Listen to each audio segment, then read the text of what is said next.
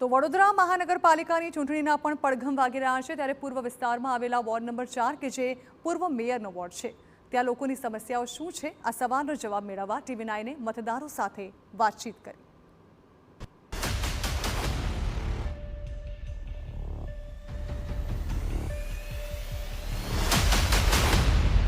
વડોદરા શહેરની સમસ્યા શું?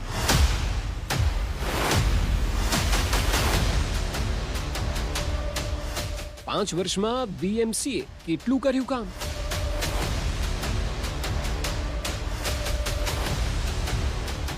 શું કહી રહી છે પ્રજા?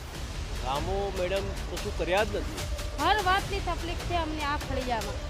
આ તમામ સવાલોનો જવાબ મેળવવા સૌથી પહેલા મેં પહોંચ્યા શહેરના ખોડિયારનગર વિસ્તારમાં। અહીં વિકાસના વાયદાઓ મોટા થાય છે। અહીં તો એરબસ અને ટાટા એડવાન્સ સિસ્ટમ દ્વારા 2026 સુધીમાં પ્રથમ made in India C295 aircraft તૈયાર કરવાનું લક્ષ્ય પણ છે, પરંતુ એ છતાં આ વિસ્તારમાં અનેક સમસ્યાઓની ભરમાર છે।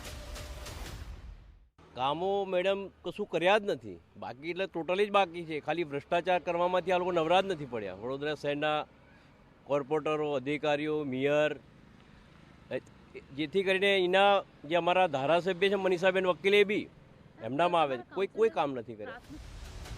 ખાસ કરીને અહીં તમામ વોર્ડની સરખામણીએ સૌથી વધુ પાણીની સમસ્યા છે, સાથે ડ્રેનેજની કામગીરીથી લોકો ત્રાહિમામ પોકારી ગયા છે।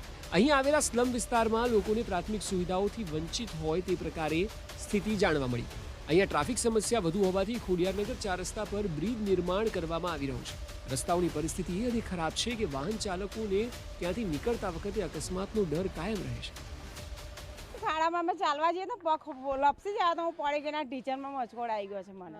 કેટલા સમયથી આ બધી આ ખાસા ટાઈમ 4-5 મહિનાથી ચાલે છે। આ બધા ખાડા કરીને જતા રહ્યા છે। ચૂંટણી નજીક આવે તમને લાગે તમારું કામ થશે? ખબર નહીં, હવે કરે તો સારું છે। ચૂંટણી આવશે ત્યાં સુધી કરશે, ત્યાં સુધી આવશે, પછી કોઈ જોવા નહીં આવે। ખાડા ખૈયાની વધારે તકલીફ છે। કોર્પોરેટરોને મળ્યા છો આટલા વર્ષોમાં? ના, નહીં મળ્યા। આવ્યા છે? નામ જાણો છો? ના। વિપક્ષનું કહેવું છે કે મેયર બન્યા ત્યારથી અત્યાર સુધી રજૂઆતો અનેકવાર થઈ, પરંતુ છતાં પણ મેયર કંઈ બોલવા જ તૈયાર નથી।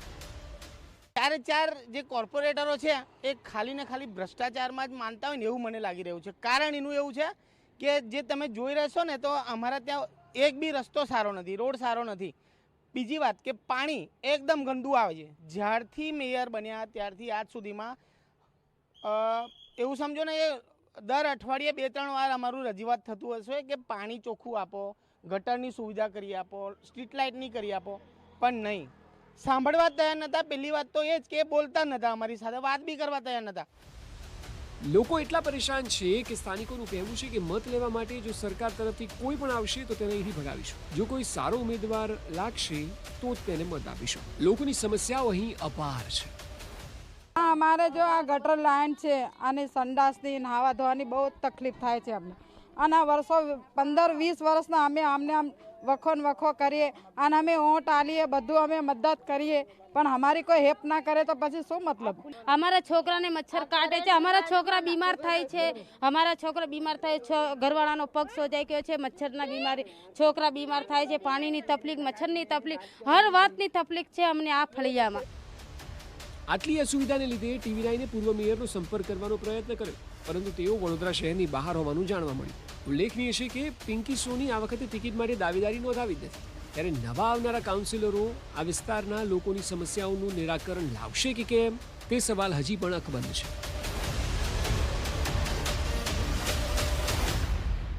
મહાનગરપાલિકાની ચૂંટણીનું બ્યુગલ ફૂંકાઈ ચૂકી છે।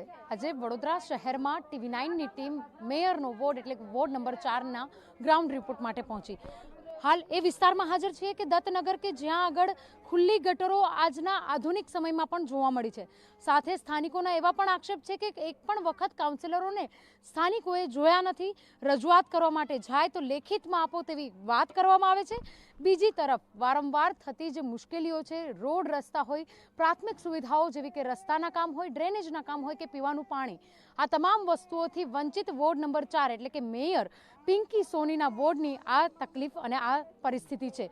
જો મેયરના જ વોર્ડની આ પરિસ્થિતિ હોય તો અન્ય વોર્ડની પરિસ્થિતિઓને લઈને કયા પ્રકારનો માહોલ હોઈ શકે છે, કેવી પરિસ્થિતિ હોઈ શકે છે, તેને લઈને ચોક્કસથી સવાલો ઊભા થાય છે।